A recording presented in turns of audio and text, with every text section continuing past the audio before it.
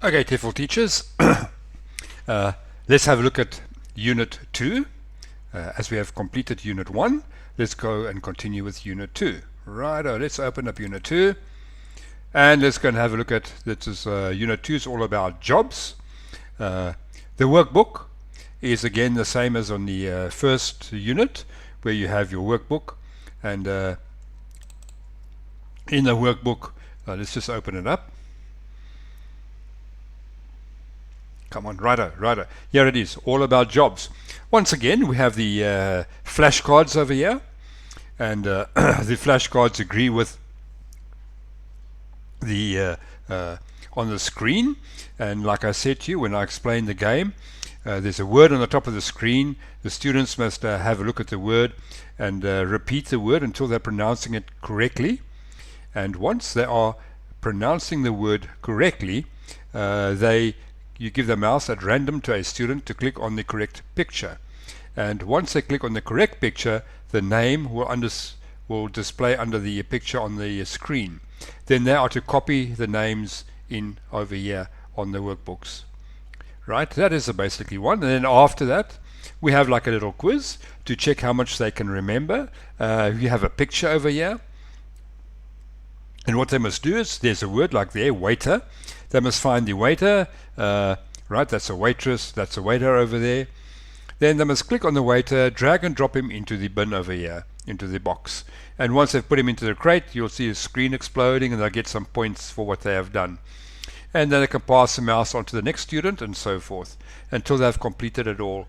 Then we can move on to the next one. Here is a grammar spot on jobs 2. It's a bit of a grammar spot over here, and they must complete it all on the screen. Then they must unscramble the questions and answers of all about jobs over here. It's all here in the simple present questions and answers, where they can find it. The third person endings, of course, because most people over here, they don't understand the third person endings. So it is quite a job to get them to say, you know, my father works in a bank. So that is the idea over here to practice. There's, I think, about 8 of them as well. Before we move on to jobs 3. Jobs 3, we have got conversations once again, where they must watch the movie and complete the conversations with words from the movie.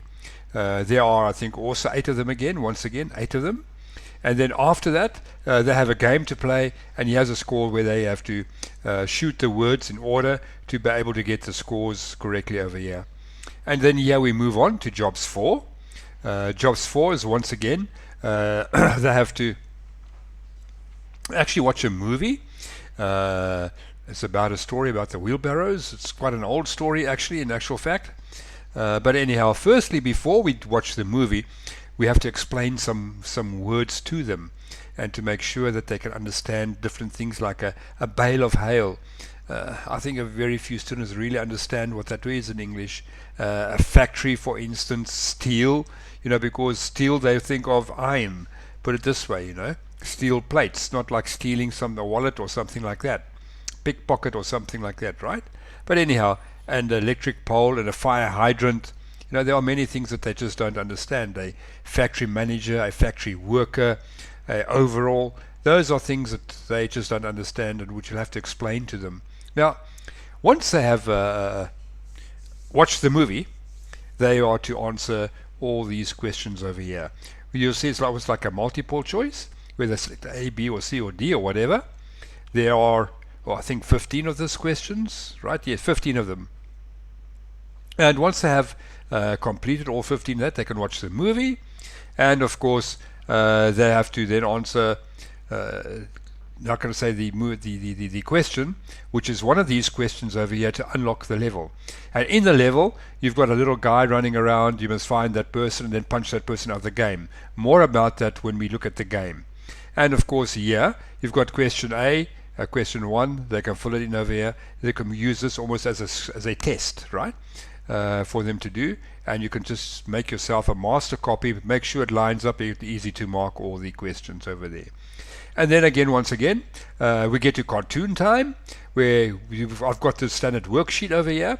And then the students must make a cartoon about occupations or jobs similar to the one we have over here. Here you can see a student made one, and she did quite well as well. She made quite a nice little cartoon over here. And then normally when they have made the cartoon, I allow a 50-minute period to make the cartoon. Then in the next period I will take the cartoon, I call them by their names, one at a time, and then I'll ask them questions about the cartoon that they have to answer. This way they're also practicing their speaking, what they have learned on the whole session, put it this way, right? Now with that, that is the workbook. We'll move on to the lessons in the next video. This is a workbook on jobs. Thank you very much. And once again, if you don't like anything in the workbook, change it. It's a Word document. It's open. It's not locked. I have made it on A5, like I've said, because most of the workbooks over here in the schools are A5 size. So then it works out quite nicely. But you're welcome to change it to a A4 sheet.